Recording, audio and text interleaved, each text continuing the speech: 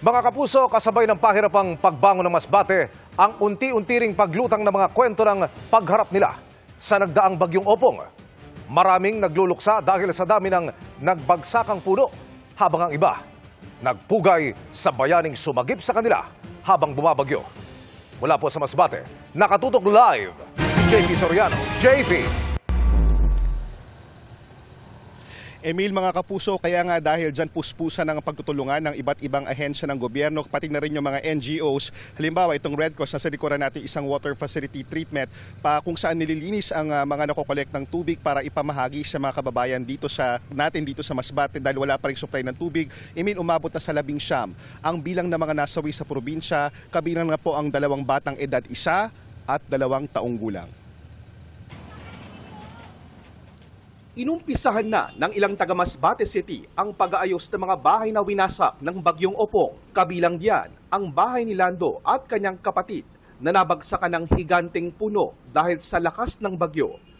At bagaman nagpalista sila para sa ayudang construction material ng gobyerno, hindi na nila yan mahintay at nangutang na lang muna ng pambili ng materyales. Kailangan bumangon talaga, sir, para sa pamilya, sir. Para makahanap naman panibagong hanap buhay sa pamilya. Higit naman sa tirahan lang ang nawala sa magpartner na si Fe at Benji. Matapos mabagsakan din ng puno ang kanilang bahay sa bayan ng Baleno. Patay ang 2 taong gulang na anak nila na si Zaira at ang 1 kalahating taong gulang na bunso na si Charmaine. Yung pagtanggal ko po sa ulo ko yung ano ng bahay namin, bubog. Nagsisigaw na po ako kasi inaangat ko po yung buhok kasi yung 2 bata ko nandun sa loob. Tapos may pumunta po doon na bata na sinabihan ako na yung puno na nga po yun.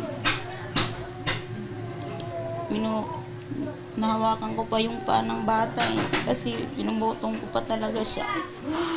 Sabi ko, in-expect na mangyayari yan. Ngayon, wala na ang mga malambing na anak. Hindi na nila mapagbibigyan ang mga simple nilang hiling. Pag-uwi mo, bike. Bobo.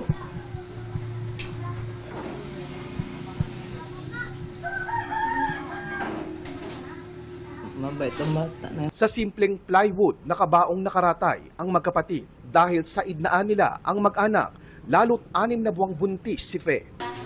Sakit. Hindi ko matanggap. Karamihan sa 19 na namatay sa Masbate dahil sa bagyo ay nabagsakan ng puno. Mahigit 56,000 bahay naman ang winasak ng bagyong Opong, kabilang ang halos 12,000 totally damaged o yung nawasak na. Pero sa panahong sinubok ang probinsya, may isang naglabas-masok mula sa sementadong bahay, tinawid ang binabagyong kalsada at sinagip isa-isa ang ilang taga-barangay usap. Isang lalaking kung tawagin nila ay tatay. Ligtas nga ako ni tatay, kinuha ko doon sa loob. Tagsan 2 o 1 kong nabuntis na bata. Dinala kami doon sa kanila. Hawak-hawak ako niya. Hindi ko akalaon si tatay, maliit lang na tao pero nakayanan niya po kami.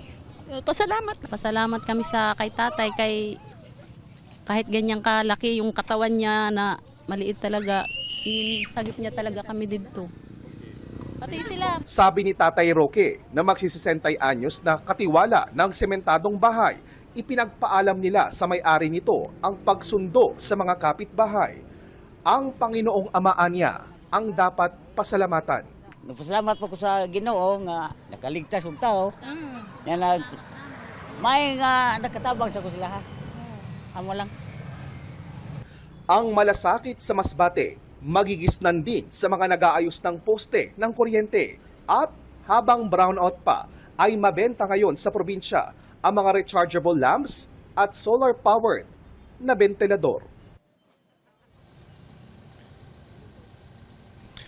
Yung mga nabili na lang yan ay magagamit nila ngayong gabi dahil hanggang sa mga oras na ito ay wala pa rin kuryente at inaasahang tatagal pa ng ilang linggo. Kaya po bukas ay nakatagdang pumunta rito ang mga pinakamatataas na opisyal ng gobyerno para i-check at i-monitor ang sitwasyon ng mga taga-Masbate. At yan muna ang latest. Balik muna sa iyo, Emil.